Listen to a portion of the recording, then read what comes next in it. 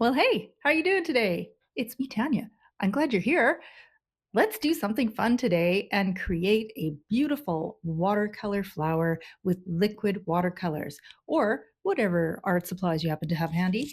I'm going to use my favorite brand, but you don't have to have this one. You can use whatever you've got.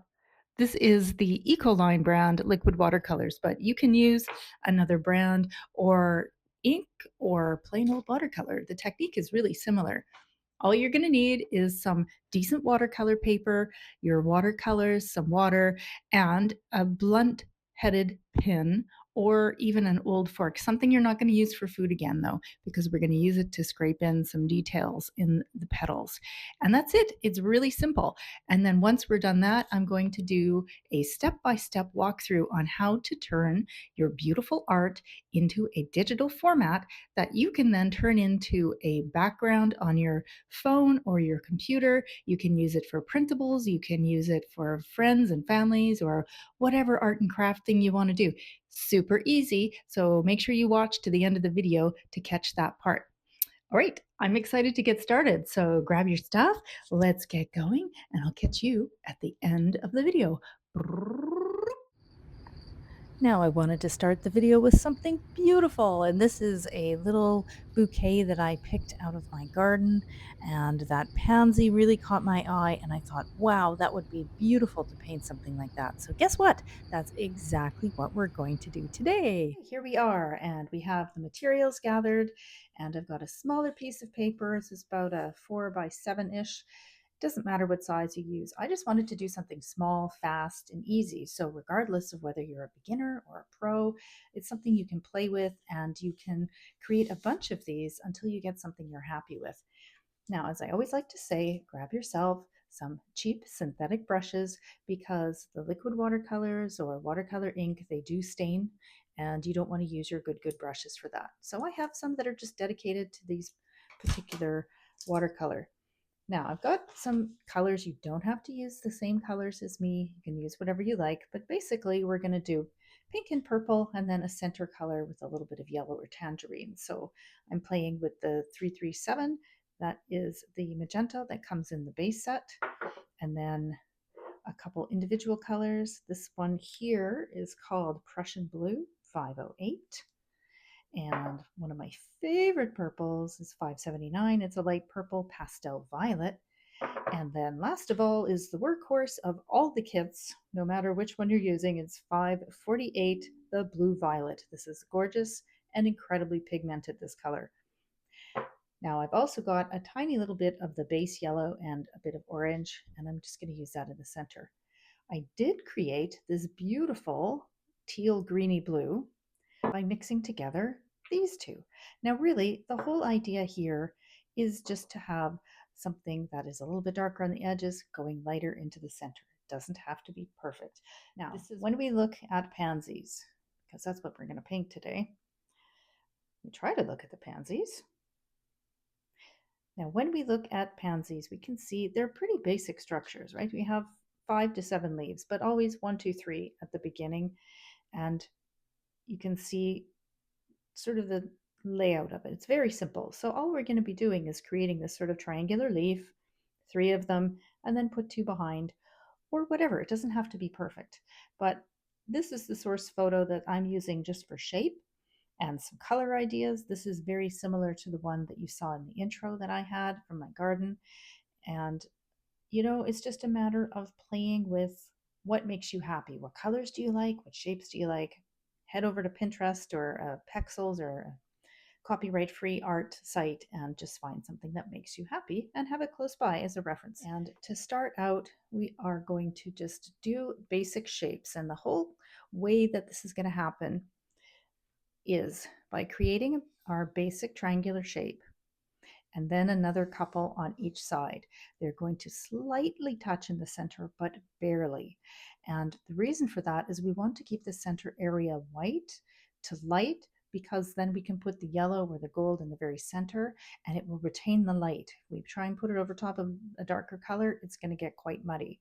So we're going to work from the outside in and basically just drawing the shape, adding a bit of very wet pigment to the page, letting it sit for a couple of minutes until the paper gets damp, and then coming back in and putting a bit more pigment on the edge because we want that three-dimensional kind of illusion, and having the pigment on the end. Sometimes when it's very wet, you will get this effect, which is something that a lot of watercolorists hate. Personally, I love it. I think it makes beautiful florals.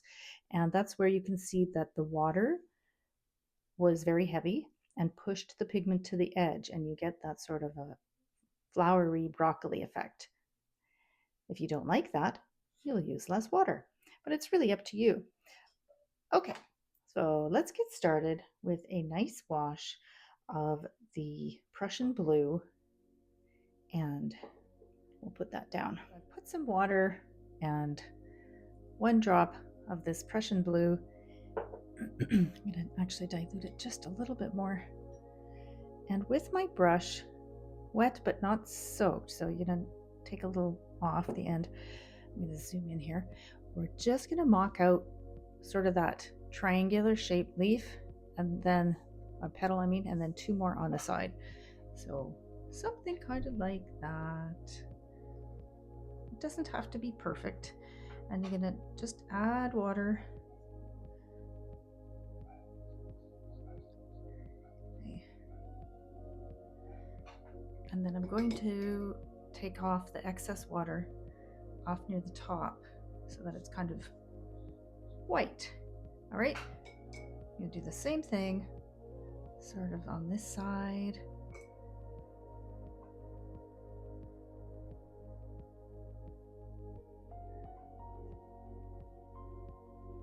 You see that they're touching in the center. Okay, so we want it to be moist but not super soaking wet, if that makes sense. So damp paper. Because of course, as soon as it dries, there's nowhere for the color to flow.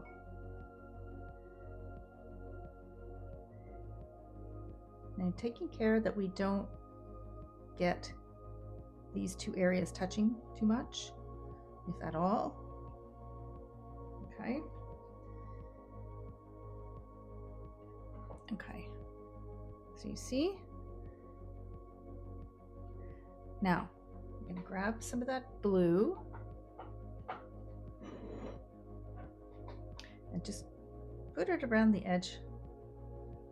A little hair, like I always seem to get cat hairs, as you know, felines in the house. And we're just putting it on the edges.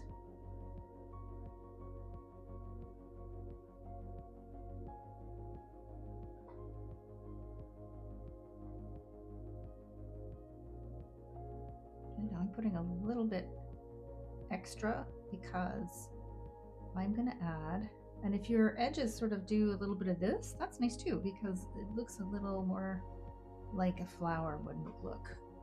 You know, they're not really super edgy, straight on the edge, I guess I'm trying to say.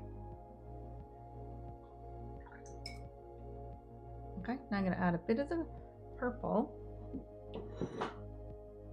and just again right on the edge, and we're going to let those colors kind of mix together like that. And you can even get in there, clean your brush off a bit, and just mix them with your brush, so you get that beautiful kind of purpley situation happening, right? And the other thing that's fun is when you start layering your colors, you will see sometimes that they'll begin to separate, and you get that sort of a purple edge or a blue edge showing up. It's quite pretty. Now, the whole point of this is we want it moist, and we're going to just keep adding colors on top. And then they're going to sort of do this kind of thing all by themselves. So next up, I'm going to put some of this mixture I made. And if you're having a hard time doing it, most blue and purple, and then sometimes a little black or a little browny gray, will give you sort of an indigo blue color, sometimes a bit of a teal green, kind of like this one. Gorgeousness. Okay, are we seeing? Let's zoom in so you can see what's happening all by itself there, right? So remember, where the liquid is where the color goes, but when the paper is damp, it will naturally disperse and you get that pretty shift in the color like that. So don't worry if yours doesn't look exactly like mine. That's actually a good thing. You know, you're doing your own thing. You want your colors to be your own. You want the colors and the textures and the shape to be your own. So I have this sort of a purple edge. I love that. I'm going to leave it and not mess with it. And then on this one, I feel like I want some more purple in here, and it'll make it a bit darker. And that's kind of pretty too. You can even take where it's mixed like that and do this sort of a thing. Okay. Now, at this point, we can leave that to dry up a little bit, not all the way, or we can come in with the magenta in the center like that. Pretty, pretty, pretty, pretty.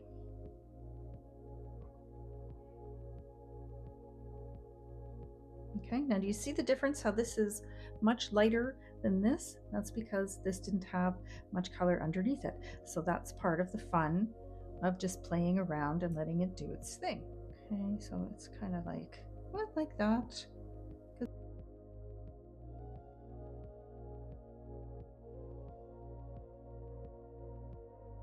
See how beautiful that this has already gone at this area? Wouldn't it be helpful if I zoomed out so you could see what I was doing? I didn't realize I had that out of the shot. So sorry. Now you can see what's happening up here. Whoops. I got too excited by what I was doing. All right, now I'm going to tap a little bit of the pure purple down here and let it do its thing. See how it's just doing that? I love that. That's when you've got that beautiful damp paper, not too wet, not too dry, and it just pushes the color around and it just creates a gorgeous effect. I love, love, love that. Okay, so really it's a balancing act between the colors to give you some depth and some visual interest versus not going too heavy-handed and not mixing too many murky things together and getting just a flat area. So you can see here it's going kind of flat. So on this one, I'm not going to put too much, but just a little bit on the edges, just like that. And same here, maybe just here, a little bit there, because there's already a purple edge here that I love. Same on this one. Okay, so it's starting to look a little more like a pansy.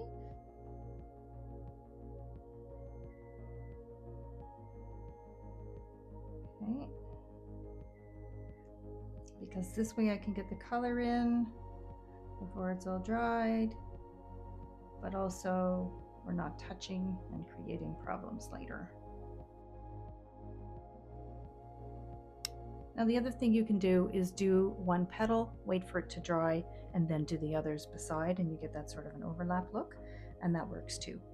All right, now I've got a little bit of purple left. I'm just gonna get it off my brush a little, and I'm gonna clean the brush, and without any color, but a damp brush, I'm just gonna run a line on the edge here, so I don't have a straight line when it dries.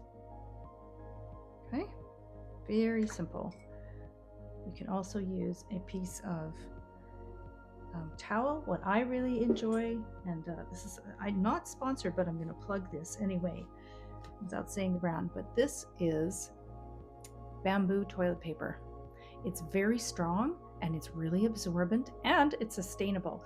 So no trees are killed to make this, and I love that. So just passing that on to you is something that I find works really well, but also I feel good about using it because I'm not worried that, you know, I've contributed to the decimation of a forest simply for toilet paper of all silliness. So there you go. That's my little PSA for the tutorial. Add a bit dark color here at the back. And you see how you're getting almost like an ombre effect pushing here. Beautiful, beautiful colors. And then I want them to look like they're touching, but not blended in together. So there's kind of like a ghosty edge there. I might just do a little edge here. Okay.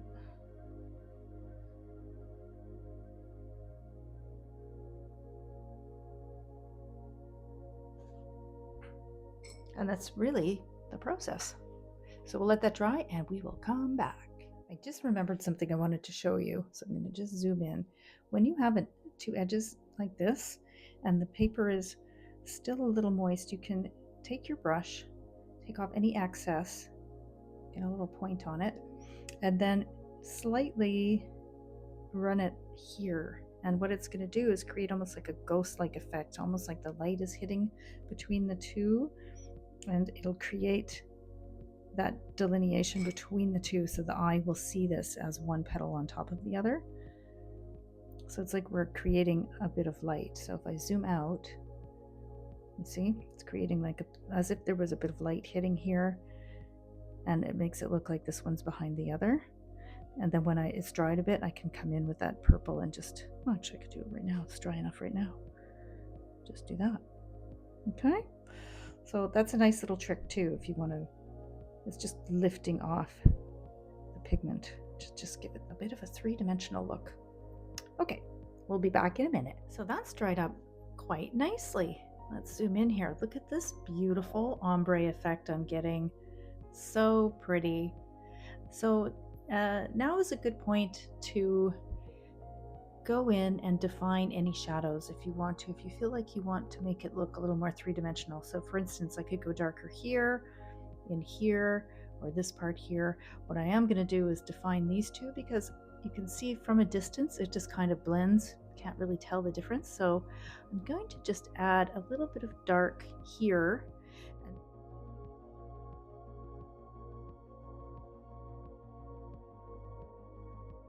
Okay, now I've actually decided to do a bit of another technique, one that you might have seen before if you've watched my tutorials before. And because I have this white area that I left, which kind of mimics that, I'm going to put some just where I want the color to go. Try to mimic these areas like that. And then I'm going to grab my flat-headed pin and then just pull the color out so that I get those nice kind of creases that you can see in the petals there.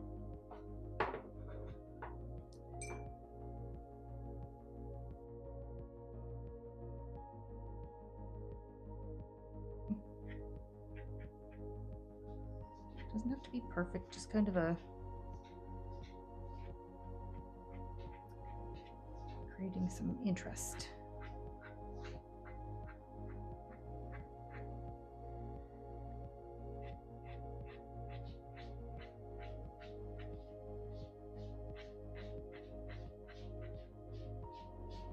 Okay.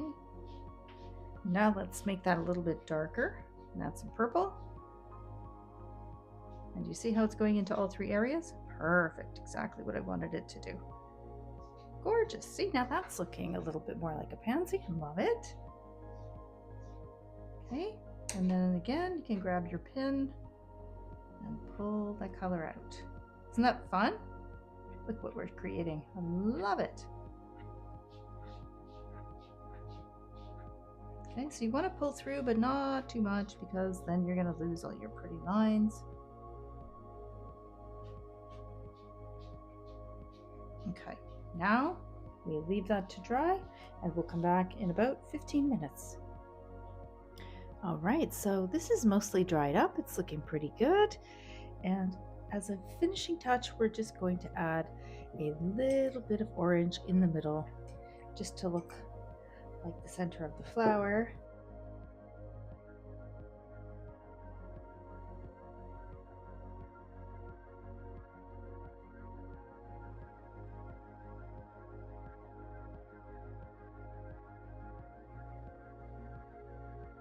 All right, now that has dried up, and you can see, and this is something that happens quite often, this has gone very flat, and what's happened is the colors have mixed together and dried quite flat. So I'm going to put another layer in, and I'm going to just pre-wet the area just to get it a little bit damp. And I'm going to drop in a darker color, one that we haven't used yet, just to try and get a little bit of color happening there. So I have this 441, which is called Mahogany.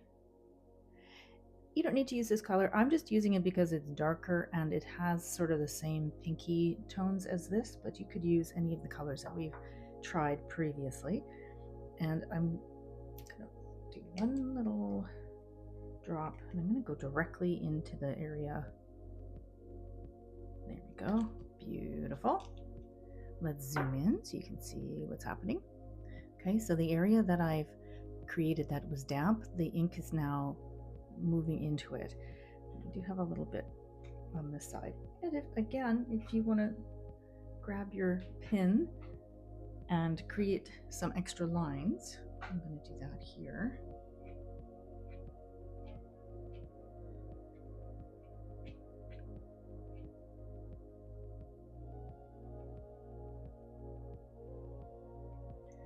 All right, so it's not exactly like the source photo, but you see I'm getting sort of a similar idea like that. Now, because it's gone a little bit darker than I expected, I also grabbed a couple of my gel pens. You can use white gouache, white acrylic, whatever you've got on hand, or nothing at all, really, it's up to you. But I think that just at the very end, these might be a nice touch. And then once this dries, we'll put a little bit of yellow in, and then we're pretty much done. I think it looks good. How's yours going? Let me know in the comments if you're having any troubles or if yours is turning out and surprising you by how great it is, which is probably true. Right, so that has dried, and we can see that we've got a dark color, but it's also in the same tone as the pink and the orange, so it really makes a beautiful contrast. And then we're going to add just a little bit of yellow in the center here.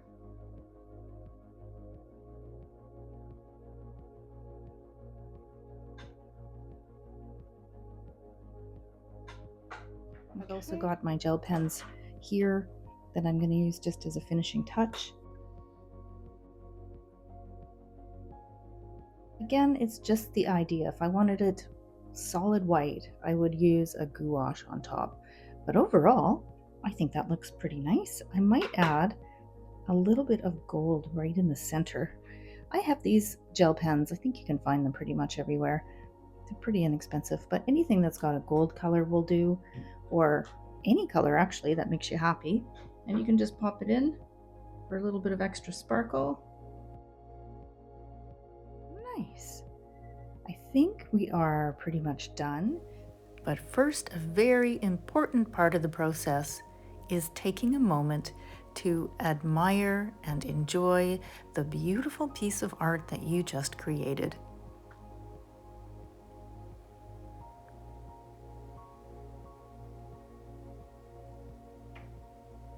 So at this point, we're happy. We've done all the finishing touches, which means it is time to take a photograph and use the highest setting that you can. Now, this depends very much on what you're going to use your image for. If you want to use it for a laptop wallpaper or anything that is digital, then you can do it at a lower resolution. If you want to use it for print, then you need to go as high as you can go. If not, find yourself a scanner or get it scanned professionally, and then you can import it into Canva and do any changes you want to it, and then you will have it available to print and it'll be a good enough quality. So remember, you can always decrease the quality of an image, but you cannot increase. So think towards the end of what you want to do. But almost all cell phones these days take such excellent quality photographs that you don't really have to worry. And then we're going to pop into Canva. So take a moment, make sure your image is dry, and then grab yourself your camera. Make sure you get in some great light. I always suggest indirect, like I've got today, because when you go in direct light, you will get a lot of reflection, and also the camera will see the white of the paper and start to compensate for that area, and it does tend to make your pictures more gray, strangely enough. Okay, so let's do that, and I will catch you back.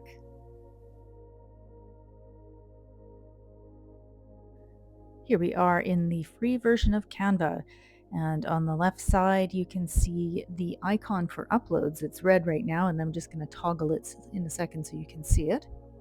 Now, you don't have to use the same files as me. You can search for any templates, but I really like this one. And what we're going to do now is grab one of the images and just pop it on. So you just click on the images that you've uploaded, it'll put it on the screen, you drag it into place. You'll see a little circular icon to the right with the arrows in a circle, and that lets you rotate it. And then you can just move it around and make sure it looks how you want it to look. There's a menu bar above, and there's also a flip horizontal and vertical option. For some reason on my iPad, they're always backwards, but you just have to play around with it until you get something that you like. So don't feel like you have to use the entire picture of the flower. You can zoom in, zoom out, do whatever feels good to you. Now, I have to take into account that this particular file is for a laptop and I have a calendar. So I need to be sure that the bottom right area of my image is going to be dark enough that people can read the numbers on the screen. So I decided to change my graphic to something else and zoom in quite large so that I can be sure that the image is underneath the calendar and that people can read that easily. So really, just a matter of playing around. Now this file is called the Brown Minimalist 2025 Year Calendar Desktop Wallpaper. I know it's a big mouthful, but it's one that I really like. And you can just do a search for any of the templates on Canva. There are literally hundreds of thousands of them. Use keywords like iPhone wallpaper, iPhone backdrop, or iPhone desktop. You'll find all sorts of different things that you can use and play around.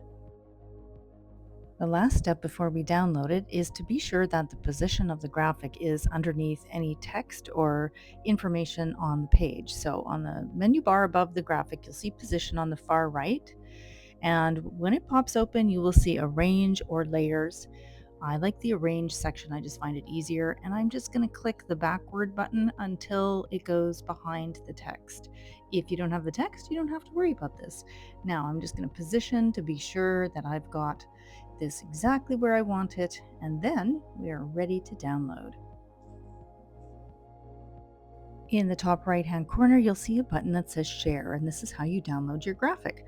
On the bottom of the pop-up, you'll see download, and I always use JPEG. Now, most people, it will default to PNG, but that's very large and for when you're going to be printing in high resolution.